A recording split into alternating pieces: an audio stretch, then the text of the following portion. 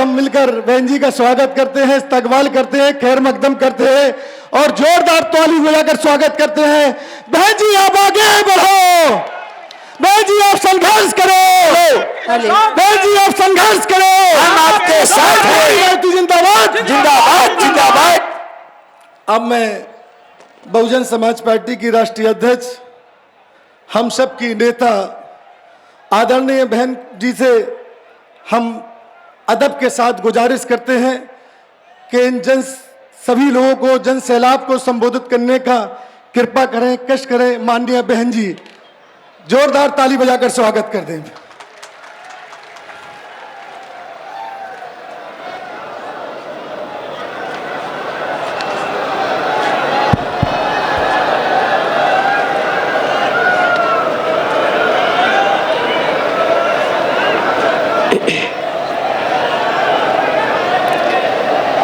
BSP की चुनावी जनसभा में इकट्ठा हुए पार्टी के सभी छोटे बड़े पदाधिकारी एवं कार्यकर्तागण, आज आप लोग देश में व यहाँ आपके उत्तराखंड प्रदेश में भी लोकसभा के लिए हो रहे आम चुनाव में आपके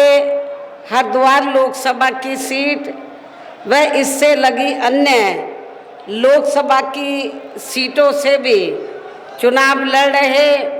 अपनी पार्टी के उम्मीदवारों के समर्थन में मुझे सुनने के लिए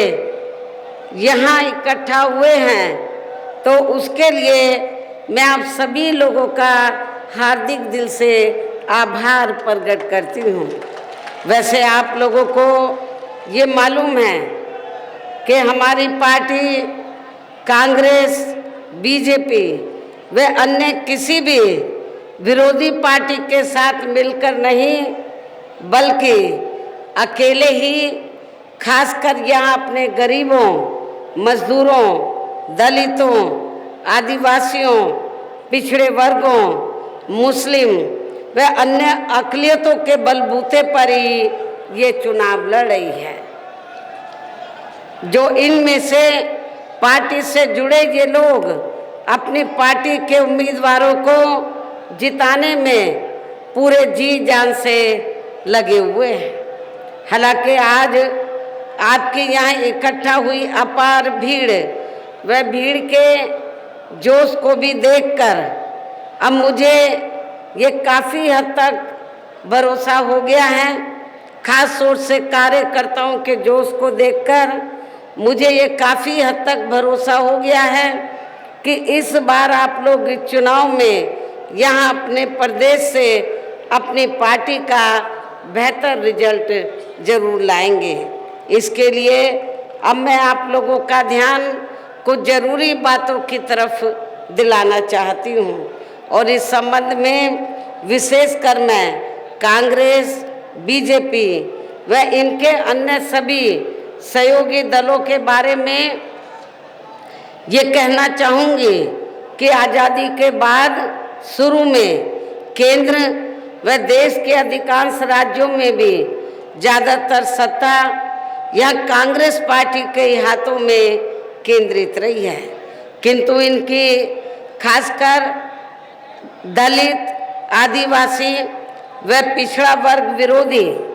तथा अन्य और मामलों में भी रही गलत नीतियों एवं गलत कार्य प्रणाली आदि की वजह से ही फिर इस पार्टी को केंद्र व काफ़ी राज्यों की भी सत्ता से बाहर होना पड़ा है तथा यही स्थिति इनकी सहयोगी पार्टियों की भी बनी रही है,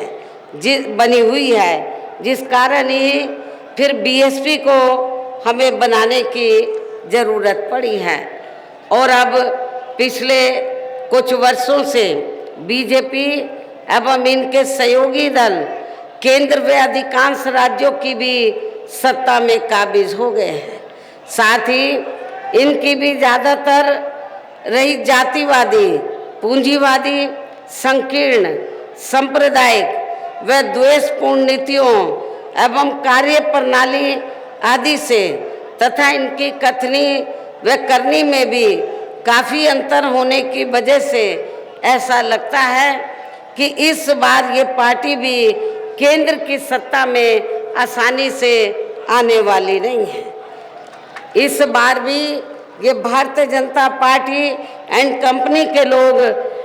केंद्र की सत्ता में आसानी से आने वाले नहीं हैं, बशर्ते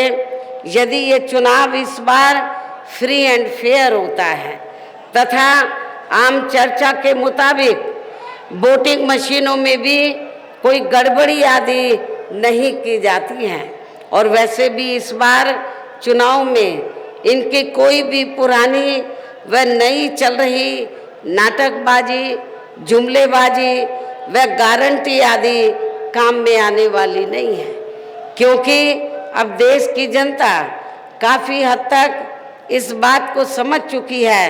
कि इनकी पार्टी ने अब तक देश के विशेषकर गरीबों, कमज़ोर तबकों, मध्यम वर्गीय एवं अन्य मेहनतकश लोगों को जो इन्हें अच्छे दिन दिखाने के असंख्य प्रलोभन भरे वायदे किए हैं तथा अनेकों हवाई व कागजी गारंटी भी दी है, काफ़ी कागजी गारंटी भी दी है, तो उनका ज़मीनी हकीकत में अभी तक भी इन्होंने लगभग 1/4 हिस्सा कार्य भी नहीं किया है, बल्कि इसके स्थान पर इनका ज़्यादातर समय व ताकत भी यहाँ इनके अपने चहेते रहे बड़े बड़े पूंजीपतियों एवं धन्ना सेठों को ही ज़्यादा से ज़्यादा माला माल व धनवान आदि बनाने में तथा इन्हें हर स्तर पर छूट देने व बचाने आदि में ही लगी रही है, जिनके अधिकांश आर्थिक सहयोग से ही ये पार्टी व अन्य पार्टियां भी अपना संगठन चलाती हैं तथा चुनाव आदि भी लड़ाती हैं, जिसका काफ़ी कुछ खुलासा बॉन्ग की आई रिपोर्ट से भी हो जाता है। इसके साथ ही अब ऐसा लगता है कि कांग्रेस पार्टी की तरह ही बीजेपी ने भी केंद्र की तमाम सरकारी जांच एजेंसियों का ज़्यादातर राजनीतिकरण ही कर दिया है। इसके अलावा देश के किसान वर्ग भी वर्तमान बीजेपी की सरकार में शुरू से ही अपनी विभिन्न समस्याओं को लेकर काफ़ी ज़्यादा दुखी व परेशान रहे हैं और अभी भी हैं, जबकि यूपी में आपसे लगा हुआ स्टेट है यूपी, जबकि यूपी में 4 बार हमारी पार्टी की रही सरकार ने इनके हितों का भी हर स्तर पर विशेष ध्यान रखा है। और आप लोगों को ये मालूम है कि जब पहली बार मेरे नेतृत्व में सरकार बनी थी तो उस समय उत्तराखंड अलग से स्टेट नहीं बना था, उत्तर प्रदेश का ही हिस्सा था। तो तब उस समय पहली बार मेरे नेतृत्व में बनी सरकार ने तो आपके उत्तराखंड में यूपी के साथ साथ आपके उत्तराखंड में जो यूपी का हिस्सा होता था उस समय, तो यहाँ की जो ज़रूरतें थी, यहाँ के गरीब और मजलूमों की जो ज़रूरतें थी, खास तौर से पहाड़ी क्षेत्र के लोगों की जो ज़रूरतें थी, उसको हमने काफ़ी हद तक पूरा किया। हमने वर्तमान बीजेपी की सरकार की तरह या पूर्व में रही कांग्रेस पार्टी की सरकार की तरह तो यहाँ के लोगों की उपेक्षा नहीं की, बल्कि लोगों के हित को ध्यान में रखकर प्राथमिकता देते हुए तो उस समय हमारी पार्टी की सरकार ने यहाँ ऐसा कोई भी कार्य नहीं होने दिया जिससे यहाँ की जो प्रकृति है तो उसके साथ खिलवाड़ किया जा सके, जैसा कि अब हो रहा है। आपके उत्तराखंड में प्रकृति के साथ तो बहुत खिलवाड़ हो रहा है, आए दिन इधर जमीन खिसकती रहती है, बहुत बुरा हाल है। और इतना ही नहीं, आप लोगों को ये मालूम है कि जो बरसों से आपके हल्द्वानी में जो बरसों से चाहे वो सरकारी जगह भी थी, हम मान लेते हैं उनकी बात, जो बरसों से लोग उधर खास तौर से मुस्लिम भाई हमारे वहाँ पर बसे हुए थे, तो उनको अलग करना ही था तो पहले उनके लिए अलग से रिहाइश की व्यवस्था सरकार को करनी चाहिए थी, लेकिन सरकार ने ऐसा नहीं किया। खास तौर से वीकर सेक्शन माइनॉरिटीज के साथ काफ़ी यहाँ पर सोतेला रवैया अपनाया जा रहा है। लेकिन जब उत्तराखंड यूपी का हिस्सा होता था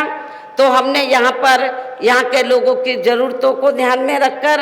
हमने कई ज़िले बनाए, तहसील बनाई, ब्लॉक बनाए और मैदान का काफ़ी खाद्य सामग्री हमने आपके पहाड़ी क्षेत्र को दी थी, जो अब आप लोगों को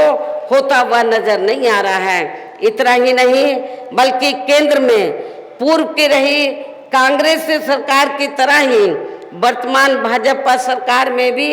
इनकी जातिवादी, हीन, सांप्रदायिक एवं पूंजीवादी सोच व नीतियों के चलते पूरे देश में सर्व समाज में से खासकर गरीबों, दलितों, आदिवासियों, पिछड़े वर्गों, मुस्लिम व अन्य धार्मिक अल्पसंख्यक समाज के लोगों का भी पूर्ण रूप से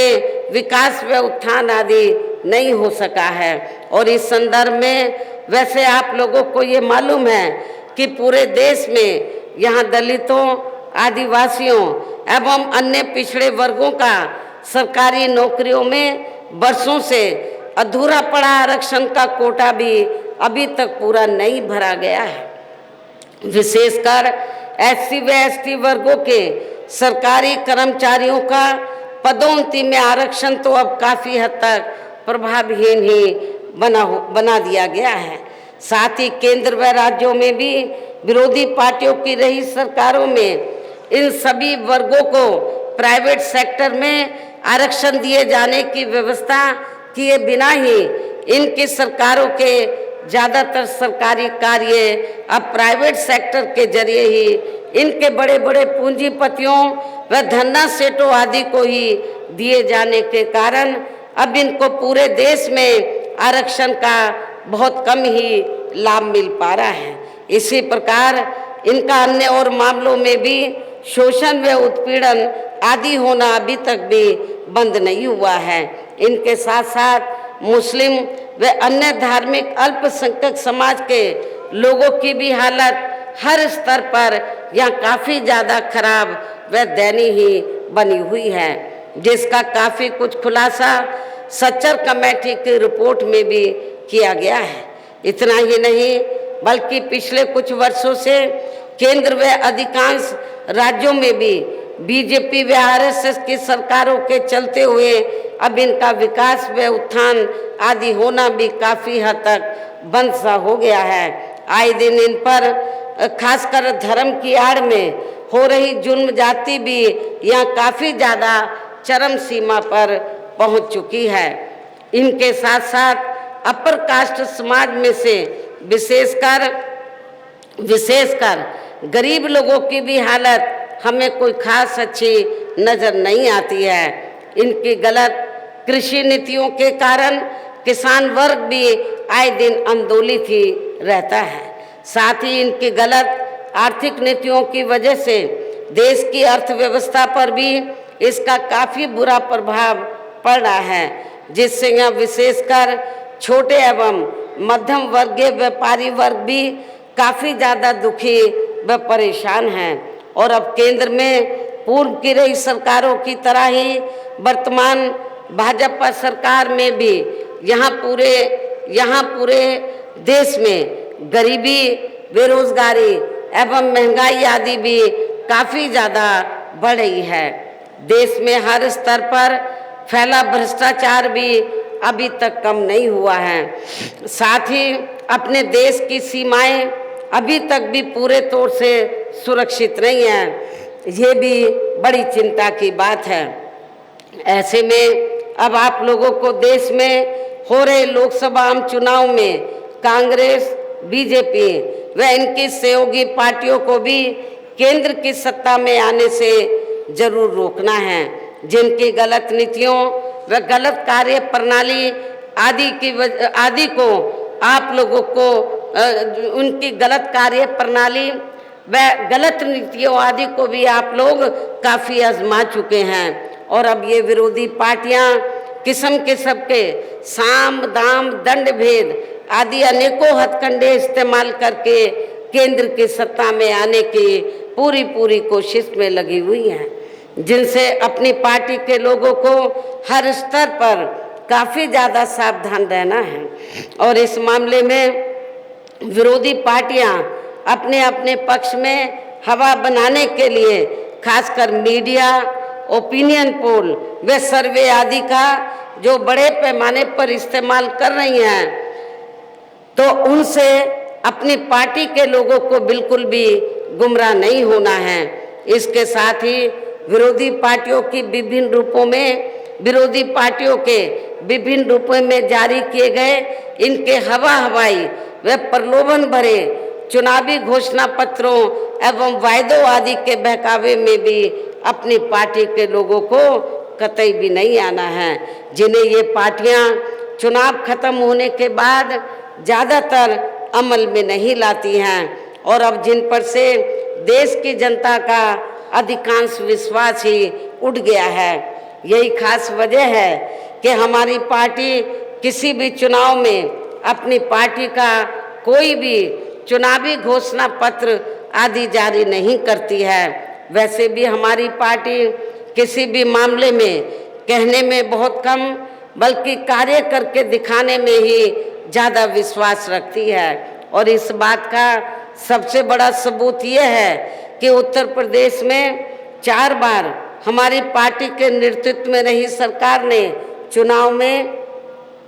पार्टी के बिना जारी किए गए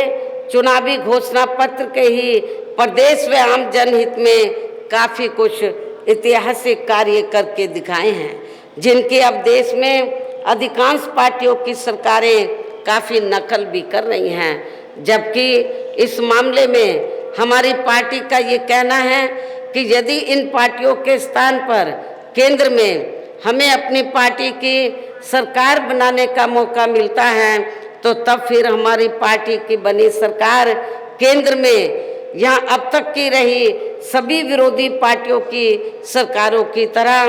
केवल हवाई व कागजी कार्य आदि नहीं करेगी, बल्कि उत्तर प्रदेश की तरह ही जमीनी हकीकत में ठोस कार्य करके दिखाएगी।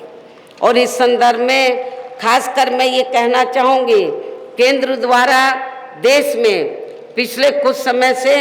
अति गरीब परिवारों को अस्थायी तौर पर फ्री में जो थोड़ी सी खाद्य सामग्री दी जा रही है, तो उससे इनका स्थायी तौर पर भला होने वाला नहीं है। और वैसे भी इनकी ये जटिल समस्या देश में हर हाथ को काम देने से ही केवल दूर हो सकती है, जिसकी तरफ हमारी पार्टी की बनी सरकार विशेष ध्यान देगी। साथ ही देश में पिछले काफ़ी वर्षों से आए दिन बढ़ रही गरीबी, बेरोजगारी व महंगाई आदि से भी जनता बहुत ज़्यादा दुखी है, परेशान है, जिसे भी आर्थिक नीतियों में तब्दीली करके जरूर दूर किया जाएगा। धर्म की आड़ में पिछले कुछ वर्षों से खासकर मुस्लिम समाज के लोगों का द्वेष की भावना से जो इनका काफ़ी ज़्यादा शोषण व उत्पीड़न आदि किया जा रहा है, तो इसे भी फिर जरूर रोका जाएगा। कहने का तात्पर्य यह है कि देश में इस समय हो रहे लोकसभा चुनाव में विरोधी पार्टियों के जारी किए गए इनके हवाई व प्रलोभन भरे चुनावी घोषणा पत्रों आदि के बहकावे में अब यहाँ खासकर देश के अति गरीबों, मजदूरों, बेरोजगारों एवं अन्य ज़रूरतमंद लोगों को बिल्कुल भी नहीं आना है। और अभी ने ऐसी सभी विरोधी पार्टियों को केंद्र की सत्ता में आने से ज़रूर रोकना है, जिनकी कथनी व करनी में काफ़ी अंतर रहा है और जिन्हें ये लोग बरसों से आजमा भी चुके हैं। ऐसे में अब मेरा यही कहना है कि आप लोगों को अपने खुद के व अपने प्रदेश एवं देश के भी हित में अपने वोटों को यहाँ कांग्रेस बीजेपी व अन्य विरोधी पार्टियों को न देकर केवल अपनी एकमात्र हितैषी पार्टी बहुजन समाज पार्टी को ही देना है, जो ये पार्टी उत्तर प्रदेश की तरह ही केंद्र में भी अपनी पार्टी की सरकार बनने पर फिर पूरे देश में यहाँ अपनी पार्टी की सर्वजन हिताय व सर्वजन सुखाय की नीतियों पर आधारित ही सरकार चलाएगी। इसके साथ साथ केंद्र से जुड़ी आपके क्षेत्र की जो भी यहाँ स्थानीय समस्याएं होंगी तो उन्हें भी फिर दूर करने का हर संभव पूरा प्रयास किया जाएगा। साथ ही यहाँ गरीबों, मजदूरों, बेरोजगारों, व्यापार कर्मचारियों, किसानों, छोटे व्यापारियों एवं अन्य मेहनतकश लोगों के हितों का विशेष ध्यान रखा जाएगा। हर